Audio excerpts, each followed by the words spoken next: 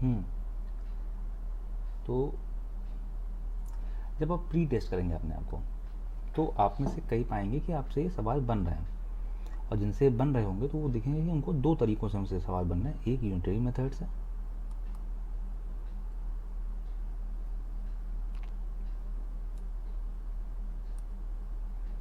एक unitary method से,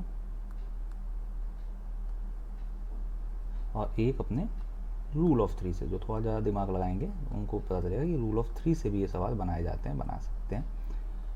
तो अपने प्रयासों से कुछ जो है आप में से इन दो तरीक़ों से, कई लोग इससे और कुछ इससे भी ये सवाल बना ले जाएंगे। इससे काफ़ी कॉन्फिडेंस बूस्टअप होगा।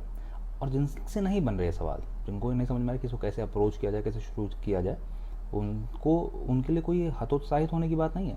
उनके लिए ये एक जिज्ञासा का स्टार्टिंग पॉइंट है कि अब कैसे क्या किया जाए कि ये सवाल मैं बना लेता हूँ। में कुछ नॉलेज गैप है, उनको आइडेंटिफाई करने का ये समय है कि आपको यूनिटरी मेथड सही से नहीं समझ में आया, या आपने जो रूल ऑफ थ्री पढ़ा था concept of ratio and proportion के दौरान, उसकी पकड़ उतनी आपकी मजबूत नहीं है।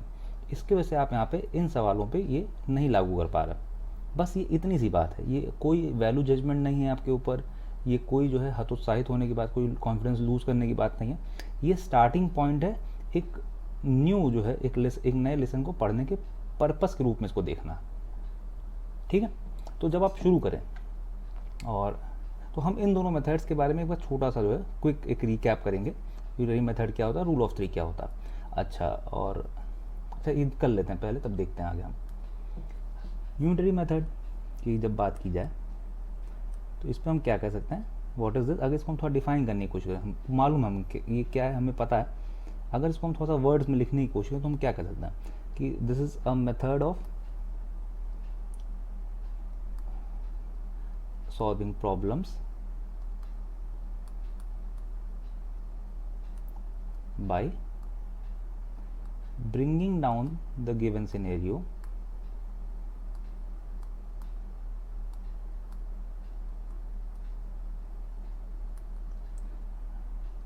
to a unitary case। ये ऐसे ऊपर हम, ये बहुत लूज डेफिनेशन है, कोई किसी किताब से नहीं उठाया गया है। ये जस्ट एक आपको बताने के लिए, एक समझाने के लिए एक छोटा सा डेफिनेशन मैंने खुद लिख दिया है। देखते हैं ये क्या है, मैं क्या बताना चाहता हूँ यहाँ पे। This is a method of solving problems by bringing down the given scenario. Given scenario क्या है, तो एक गिवन सिनेरियो है, हर केस में गिवन सिनेरियो आपके पास आएगा, आप उसको ब्रिंग डाउन करेंगे, उसको रिड्यूस डाउन करेंगे यूनिटरी केस में। इसका मतलब हम समझते हैं क्या है। जैसे हमारा ये सवाल था, ये जो गिवन सिनेरियो था, मंसूर की फैक्ट्री की बात हो रही थी, मैंने कहा था कि आपसे अपनी फैक्ट्री मान के ऐसे जो है आप इस सवाल को अप्रोच करें। जिसकी फैक्ट्री माने शुरू करते हैं। अगर आपकी फैक्ट्री में 18 लूम्स हैं, पिछले हफ्ते 3 लूम्स नहीं काम कर रहे थे, अर्थात 15 लूम्स काम कर रहे थे, और प्रोडक्शन हुई थी 165 धोतीज एंड साड़ीज़ की। इस हफ्ते जब 18 लूम काम कर रहे हैं, अगर सबके सब लूम काम कर रहे हैं, तो कितना प्रोडक्शन होगा, ये सवाल था आपके पास, ये क्या वैल्यू होगी। ठीक है, आप यूनिटरी मेथड में देखें क्या है, ये क्या सीनेरियो, हमको सीनेरियो दिया गया है 15 लूम्स इतनी धोतियाँ बना सकते हैं, इतने लूम्स कितने बना पाएंगे, यही सीनेरियो है।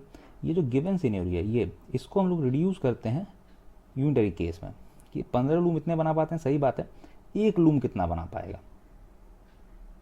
ठीक है, 15 लूम, हर लूम की एफिशिएंसी सेम मानी जा रही है कि हर लूम सेम ही जो है मैन्युफैक्चर करता है, एक दिन में एक ही प्रकार की जो है उसकी प्रोडक्शन कैपेसिटी है। तो इस अजम्पशन के साथ हम ये देखते हैं कि 15 लूम्स अगर इतना बना पाते हैं तो एक लूम कितना बना पाएगा, तो 165 को 15 से डिवाइड कर दिया गया। और 18 लूम्स कितने बना पाएंगे, तो फिर जितना एक लूम बना रहे हैं उसको 18 टाइम्स कर देंगे। तो ये तरीका है कि हम यहाँ पे यूनिटरी मेथड में हम गिवन सिनेरियो को, ये गिवन सिनेरियो था, उसको रिड्यूस करते हैं पहले यूनिटरी में, और फिर यूनिटरी से जो रिक्वायर्ड सिनेरियो है वहाँ तक जाते हैं। तो अगर हम यहाँ पे एक लाइन और जोड़ें, तो method of solving problems by bringing down this given scenario to a unitary case and then from there to the required scenario। ठीक है, ये एक आम बोलचाल की एक डेफिनेशन थी, कोई बहुत मैथमेटिकल और बहुत जो है वैसी डेफिनेशन नहीं है, बहुत कंक्रीट डेफिनेशन नहीं है, बस बातचीत के लिए हमने ये डेफिनेशन देखी। करते हैं क्या है इसमें, एक प्रॉब्लम सॉल्विंग टेक्निक है गिवन सिनेरियो रहता है उसको यूनिटरी केस में लिखा था, यूनिटरी केस से रिक्वायर्ड केस में जाता है, रिक्वायर्ड सिनेरियो में जाता है। ठीक है, ये है हमारा unitary method. Rule of three क्या है हमारा, ये हमने देखा था क्या, प्रोपोर्शनलिटी, रेशियो, प्रोपोर्शन जब हम पढ़ रहे थे तब हमने देखा था। रूल ऑफ थ्री हम क्या कर सकते हैं, रूल ऑफ थ्री क्या है, ये भी एक मेथड है, this is also a method of solving problems related to proportionality।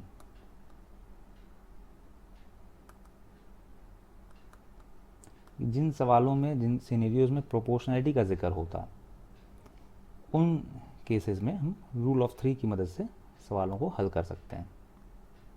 ये बात समझ में आ रही है आपको?